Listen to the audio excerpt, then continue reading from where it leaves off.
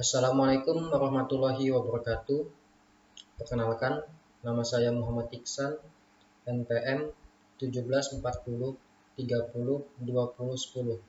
Saya mahasiswa dari jurusan Teknik Elektro, Fakultas Teknik, Universitas Borneo Tarakan. Di sini saya akan mempresentasikan tentang penulisan sumber kutipan dan daftar pustaka. Pertama, kita akan masuk ke pendahuluan. Dalam penulisan karya ilmiah, artikel jurnal, laporan tugas akhir, skripsi, tesis, dan disertasi, ada beberapa metode atau gaya style penulisan sumber kutipan dan penulisan daftar pustaka yang dapat dipilih dan dianut, antara lain ada Turabian style, Harvard style, Vancouver style, American Psychological Association atau biasa disebut dengan APA style, Chicago style, atau kombinasi dari berbagai style yang ada. Masing-masing style penulisan sumber kutipan tersebut memiliki keunggulan dan kelemahan, tetapi suatu style yang dipilih dan dianut harus diterapkan secara konsisten. Nah, maksud poin kedua di sini, jika suatu universitas memakai penulisan karya ilmiahnya dengan menggunakan Harvard style, dia harus konsisten.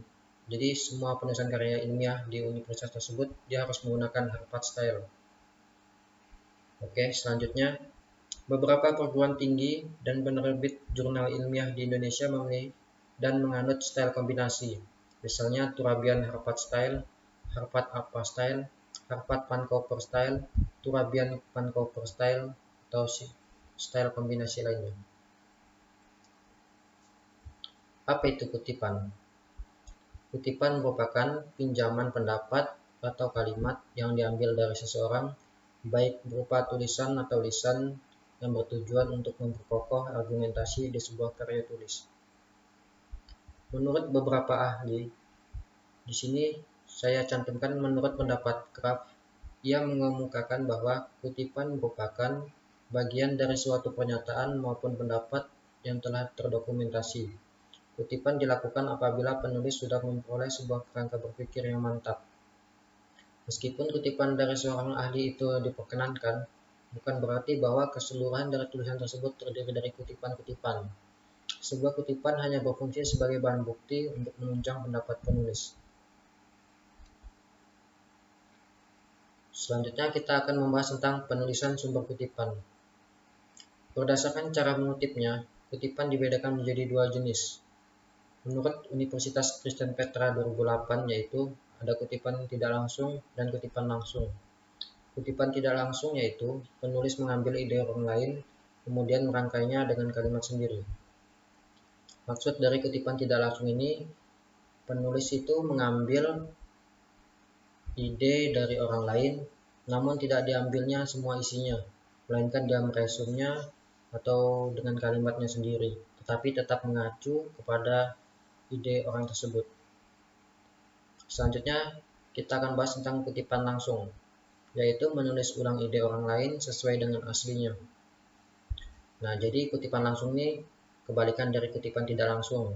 Jadi kutipan langsung ini penulis mengambil ide orang lain itu seluruhnya atau semuanya. Jadi dia tuh tinggal copy paste saja. Ada dua jenis kutipan langsung, yaitu kutipan langsung panjang dan kutipan langsung pendek. Kedua kutipan ini berbeda cara menuliskan dan syaratnya. Selanjutnya kita akan membahas tentang aturan penulisan sumber kutipan menurut penulisan Harvard APA style. Yang pertama ada sumber kutipan dapat ditulis pada awal atau akhir kutipan. Penempatan sumber kutipan pada awal atau akhir kutipan tidak boleh mengaburkan bagian yang dikutip. Selanjutnya, nama penulis suatu sumber kutipan hanya ditulis nama belakang, diikuti tahun dan nama halaman sumber kutipan, dilanjutkan dengan isi teks yang dikutip. Dengan catatan di sini pencantuman halaman setelah tahun dipisahkan oleh tanda titik 2. Jadi dalam penulisan sumber kutipan menggunakan Harvard APA style di sini, pertama kita tulis nama belakang penulisnya, diikuti tahun, lalu dipisahkan dengan sebuah tanda titik 2, lalu halaman sumber kutipan, lalu dilanjutkan dengan isi teks yang dikutip. Oke, selanjutnya, jika penulis terdiri atas 2 orang, kata penghubung penulis pertama dan kedua menggunakan dan, tidak menggunakan simbol dan, serta tidak menggunakan kata penghubung n, walaupun literaturnya berbahasa Inggris. Dengan catatan di sini, kecuali seluruh naskah ditulis menggunakan bahasa Inggris. Selanjutnya, aturan selanjutnya yaitu, jika penulis lebih dari 2 orang, hanya nama belakang penulis pertama yang ditulis sebagai sumber kutipan, diikuti et al. Kemudian tahun dan halaman sumber kutipan.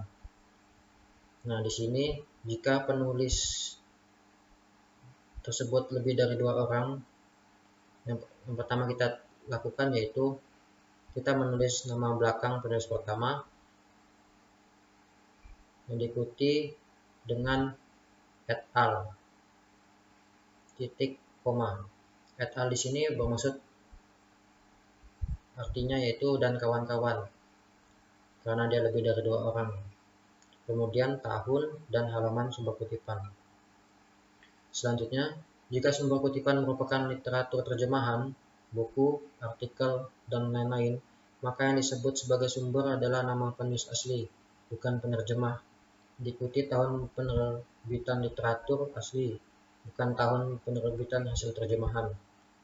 Dengan catatan nama penerjemah hanya dinyatakan dalam daftar pustaka. Lalu selanjutnya, pencantuman halaman sumber kutipan setelah tahun bersifat wajib jika isi teks yang dikutip jelas letak halamannya. Nah, di sini ada contoh cara penulisan sumber kutipan. Sumber kutipan ditulis di awal kalimat atau awal teks. Nah, ini contohnya.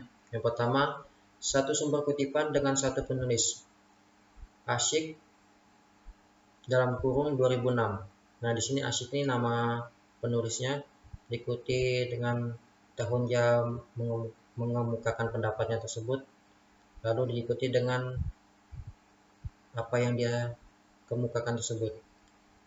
Jika disertai dengan halaman, maka menjadi Asyik dalam kurung 2006 dipisahkan oleh tanda titik 2, lalu 289 di sini contoh dari halamannya, lalu ia menyatakan apa bla bla bla. Lalu poin kedua, satu sumber kutipan dengan 2 penulis. Nah, contohnya di sini Cooper dan Springer.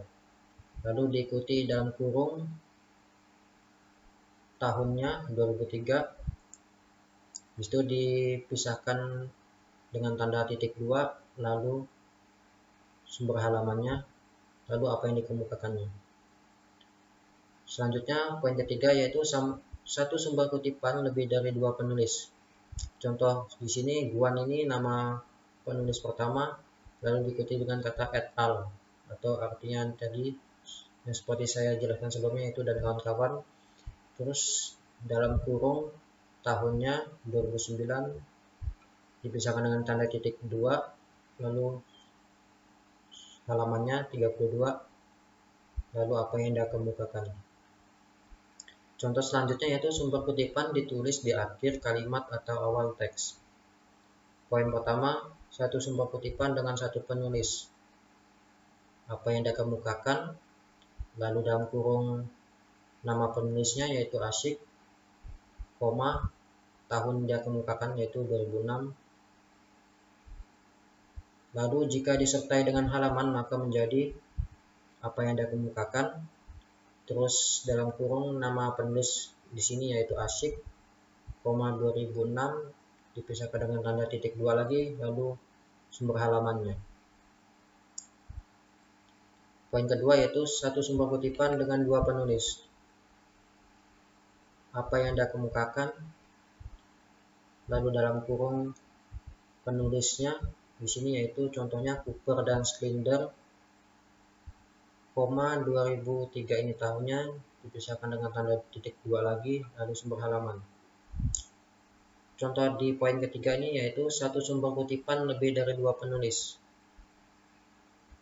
Yang dilakukan yaitu apa yang dia kemukakan, lalu dalam kurung nama penulis pertama, contohnya di sini Guan, lalu et al, titik koma, tahun dia kemukakan 2009, dipisahkan dengan tanda titik 2 lagi, baru sumber halaman.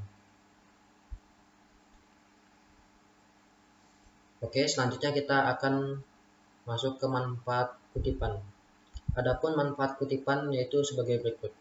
Yang pertama, menunjukkan mutu ilmiah yang lebih baik. Lalu menampilkan ketelitian secara lebih tepat serta akurat. Manfaat selanjutnya, memudahkan dalam evaluasi penggunaan dari sumber dana.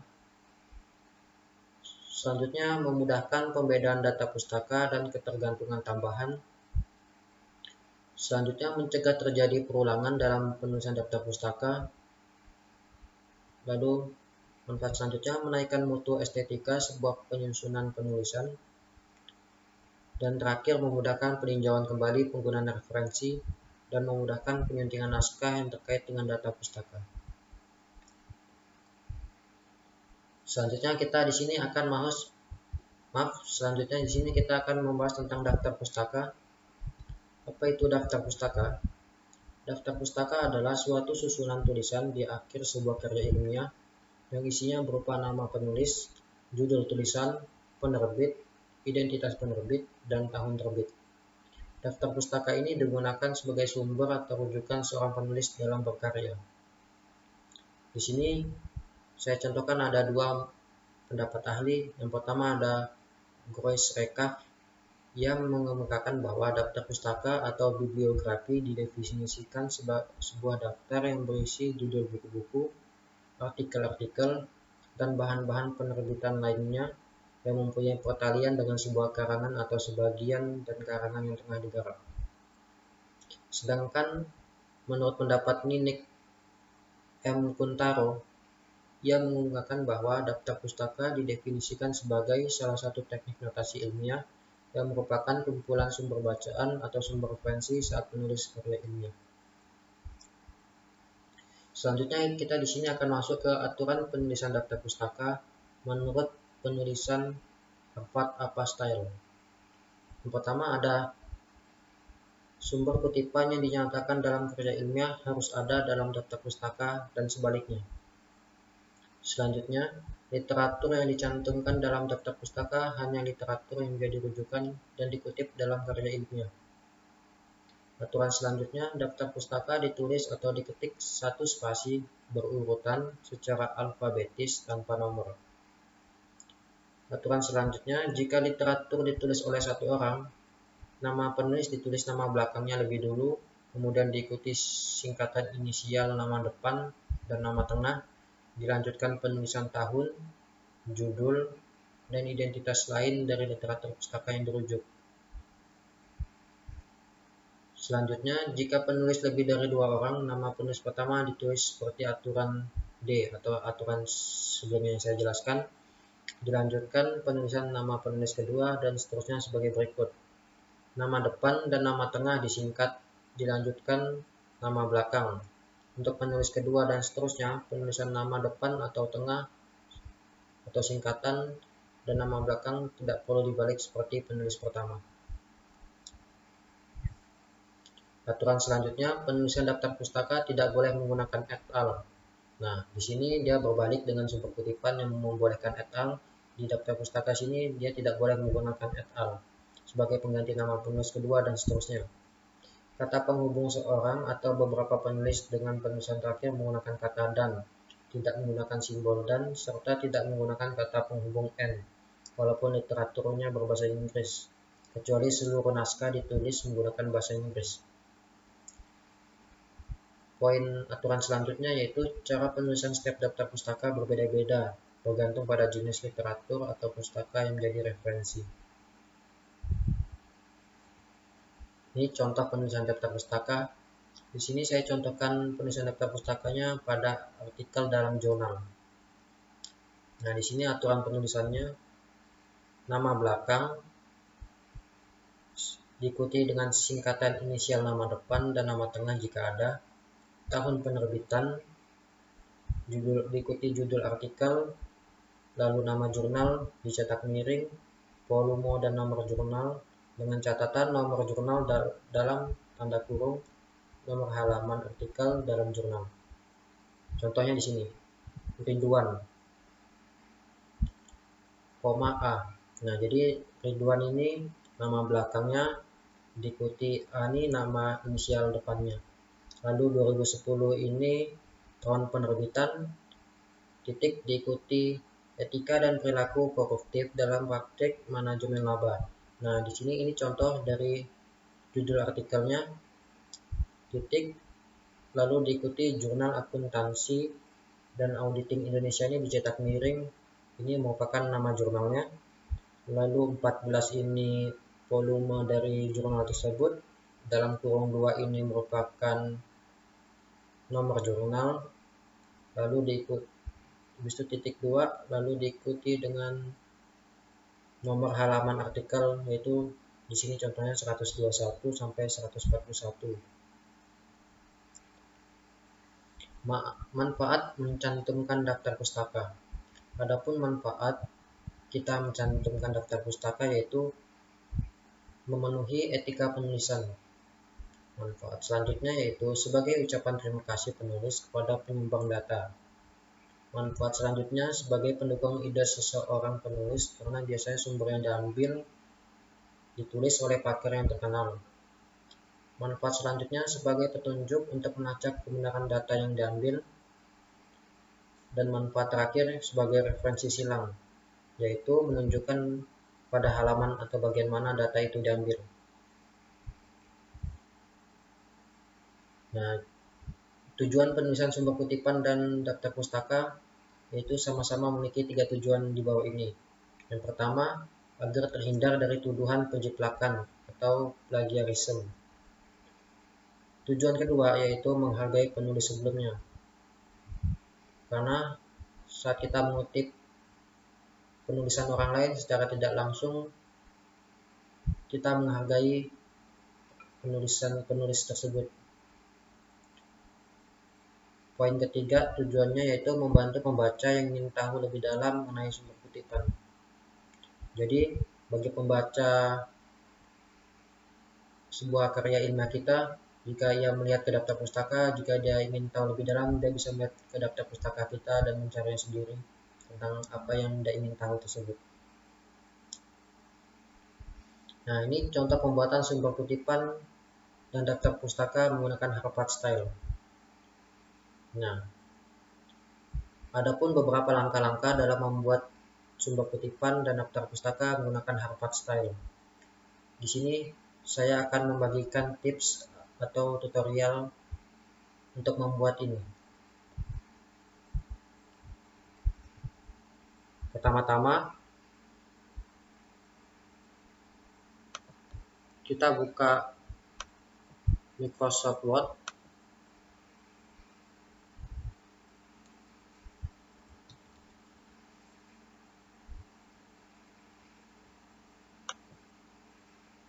Di sini saya menggunakan Microsoft Word Office 2019. Dikarenakan fitur pada Microsoft Office 2019 ini untuk style penulisannya sudah cukup lengkap, berbeda dengan Microsoft Office 2013 ke bawah yang masih sangat terbatas. Oke, langsung saja. Pertama kita pilih reference, lalu kita klik style. Nah, di sini banyak style yang bisa kita pilih. Karena di sini saya contohkan dengan Harvard Style, maka kita pilih Harvard. Lalu kita klik ini Insert Citation. Lalu kita ketik Add New Source. Nah, muncul jendela Create Source-nya. Lalu kita masukkan dengan perlahan-lahan. Nah, ini type of source. Ini di sini maksudnya kita memilih tipe apa yang kita akan gunakan. Karena di sini saya contohkan sebuah jurnal, maka kita pilih jurnal artikel. Lalu di sini author atau pembuat dari jurnal tersebut, kita klik edit. Nah, muncullah jendela edit name. Lalu ada nama last atau nama terakhir. Kita buka jurnal gitu. Nah, ini nama penulisnya atau nama pembuat dari jurnal tersebut. Kita blok, lalu kita pilih. Nah, di sini karena ada memintanya nama terakhirnya, berarti Hidayat ya. Berarti Rahmatnya kita pindah di bawah.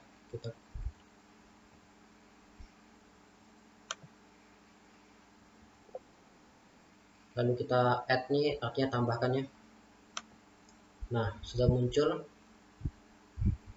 Mau kita klik oke. Nah, sudah muncul di autornya sini. Lalu kita klik title.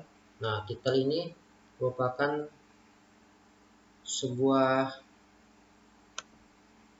judul dari paper tersebut yang kita ambil ya. Nah, di sini saya pilih contohnya ini, sumber daya wireless untuk menghasilkan energi listrik terbarukan. Kita blok, lalu jurnal name ini merupakan nama jurnal.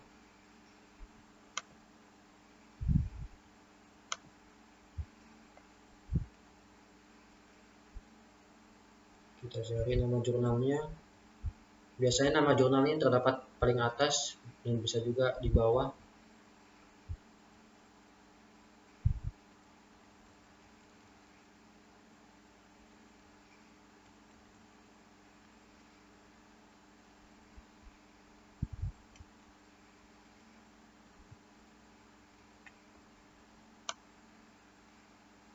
Nah, ini dia. Sinergi ini nama jurnalnya. Paste di sini. Year ini tahun pembuatannya atau tahun penerbitannya. Di sini 2016 kita copy. Lalu page ini merupakan sebuah halamannya. Dari halaman berapa sampai berapa dari jurnal tersebut.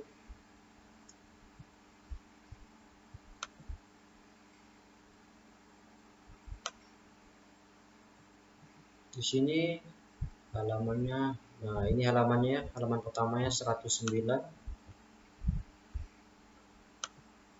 Halaman akhirnya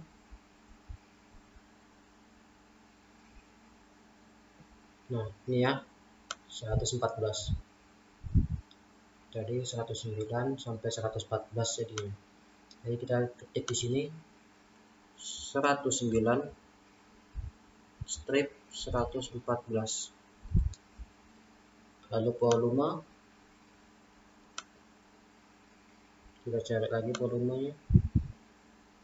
Nah, ini volumenya ya 20. Terus issue di sini maksudnya itu nomor jurnalnya. Nah, ini nomor jurnalnya di sini contohnya yang 2. Kita paste. Lalu kita klik OK. Nah, muncul sudah kan?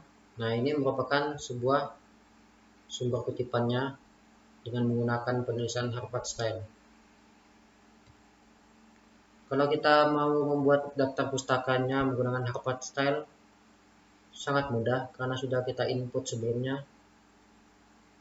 Untuk kita membuat daftar pustaka, tinggal kita pilih bibliografi. Lalu kita pilih insert bibliografi. Nah, muncul. Nah, yang ini merupakan sebuah daftar pustaka dari metode penulisan Harvard Style. Mungkin cukup sekian yang dapat saya sampaikan. Kurang dan lebihnya saya mohon maaf. Wassalamualaikum warahmatullahi wabarakatuh.